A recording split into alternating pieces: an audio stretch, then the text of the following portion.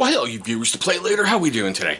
I know, we're taking another wonderful walk right back into Games Workshop's 40k.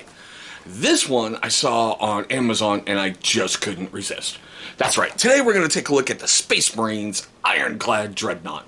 Look at that walking batch of firepower coming right across the battlefield. Not to mention, I looked at that on the back. Are you kidding me? A freaking dreadnought with a chainsword? A dreadnought with a chainsword? Seriously? Just what in the name of all that's girly man is going on? Now, let's get the adulting out of the way really quick. As of filming this video on Wednesday, April 5th, 2023, it's $51, same day eligible on Amazon. Speaking of adulting, before we get too much more into the fun, let's take a moment out from a word from our unofficial sponsor. Hey, you viewers to play later, how we doing today? I know, new month, we have a new unofficial sponsor of the channel. Copper Johns is joining the family for the month. I will be integrating this video in some upcoming ones.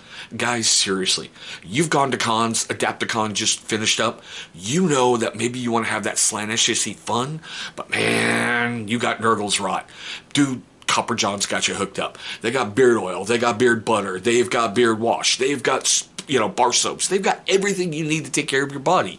They've got supplements and other great things. Look down below in the description box. You're going to see a link right to their right to their web store. Check them out. Let them know I sent you. You will not be disappointed by anything you buy from them. Okay, so let's get into the box. Now, I saw it and I went, yeah. There's just something about this that just speaks pure brutality, coming right across the battlefield at your punk ass. And especially when I'm doing Space Wolves and they just want to get all up in your face, best kind of dreadnought to have other than a murder fang, right? As with everything with Games Workshop, comes on sprues. Alright, as you can tell, some of the pieces I didn't use, I don't know, that piece may be used on a dreadnought I'm getting ready to do. That could be fun. I mean, you've got like the Melta, the Flamer, the heavy bolter, and just other little pieces that needed to be added on if you're looking at doing other parts on this miniature. Yeah, I'm saving that little piece. Granted, you should save all your sprues because you never know what you're going to need, but still. Comes with a great little instruction booklet, really easy to follow. Something I've really loved about part of their dreads, well, I should say the smaller lines, the Brutalis dreads and the Primaris dreads, kiss my ever-loved fat Irish ass. That's all I got to say about that. And you really, I like, if you see where they have highlighted in yellow, that's where you put the glue.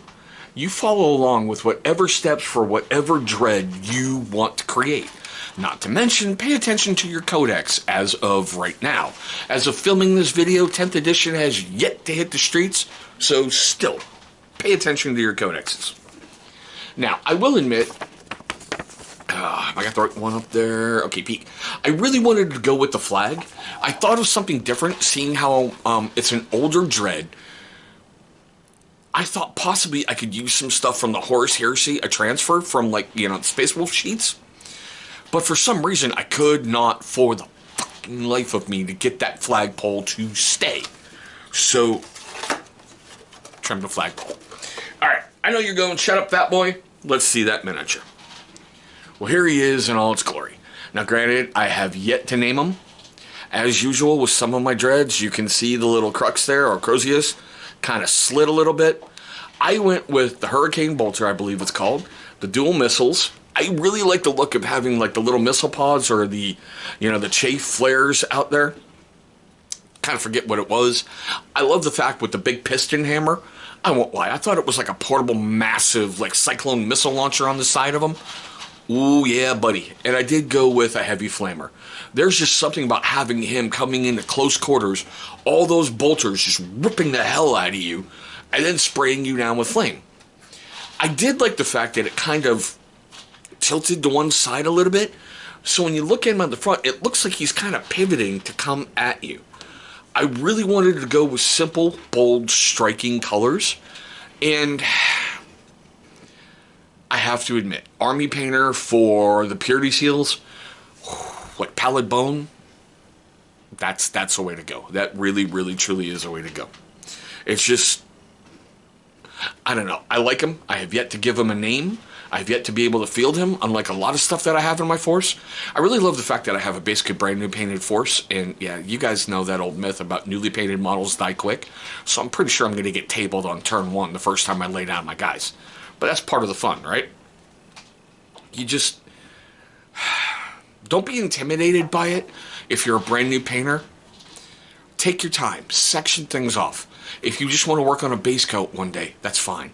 And then you can do your highlighting and your shades. I am going to heavily recommend, if you're going to dry brush, get makeup brushes. I know, dude. You're going to go buy makeup brushes. I know, my dude. I know. It looks weird, but trust me. They add a whole new depth to your dry brushing. For years, I spent buying Games Workshop's brush stuff, and I was using Army Painter things, and I even got cheap ones from Walmart. You know, you can buy like 80 for like $5. But it seemed to be really, really chalky. The makeup brushes just bring it to a whole new level while they're doing basically edge highlighting for you, in my opinion. I mean, I'm not that clean. I'm really not that clean when I'm trying to do an edge highlight. I mean, my hands are like, I don't know how those guys do it. Duncan Rhodes, all power to you, my brother. But still, this thing was a blast to paint.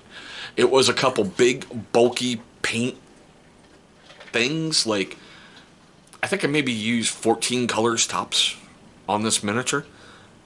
Seriously, and a vast majority of that was on the bottom trying to make a gray slate base, a rocky thing that he can walk over.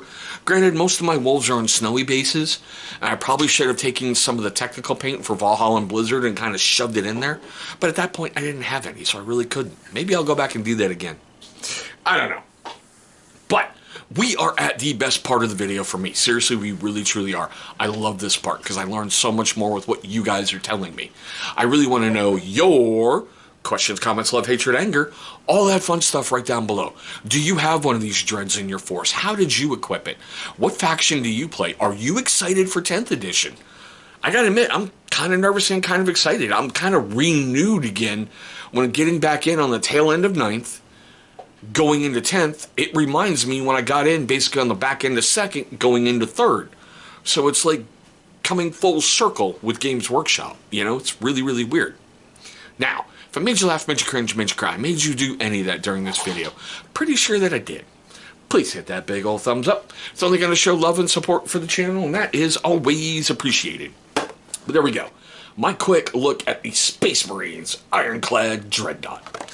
I want to thank you so much for watching this one. I hope you're having a great day today, a safe day today, and I swear one day I'm going to meet all of you across the tabletop.